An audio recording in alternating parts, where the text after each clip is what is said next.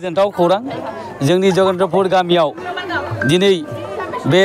13 तारिख एप्रिलाव आगु बैसागु जे जोङो फालिनाय बे फालिनाय फोरबोआव जोंहा जोबोद गोजोननाय दं आरो आं सासे बे गामिनिनो थागिबि हिसाबै दिनैनि बे गिबि खेब बैसागु फोरबो फालिनायाव जोंनि रायजो राजा जगेन्द्रपुरनि गासैबो ओंखारबोनानै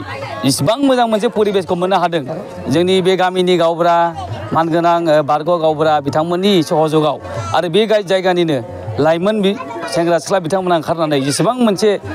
गोजोननाय बावदों बेखौ आं गोजोननाय होदों। मानोना बुङोब्ला मोनसे जातिखौ मोनसे हारिखौ फोथांना लाखिनांगौब्ला जोंनो बैसागु फोरबोआ खूब दरखार दङ आरो बैसागु फोरबोखौ जोङो जुदि गावनि हारिनि मोनसे सिनायथि हिसाबै फालिनायाव आं मोनसे गोजोननाय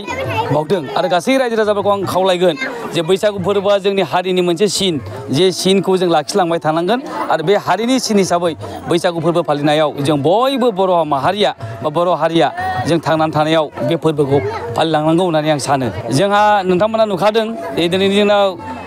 फुंबिलिनि हाबाफारियाव जोंहा हारिमुनि फिरफिला बिरहोनाय बैसागु फोरबोनि लोगोसे बेजों लोब्बा लानानै जोंहा सियार सिख'लायनाय खेला गेलेनाय आइजो आरो हौवाफोरनि मोनसे टीम लोगोसे जोंहा बेवहाय हांसो हमनायनि मोनसे खेला गेलेनाय लोगोसे जोंना बेवहाय माखासे थालिर बिफां गाखोनानै मोनसे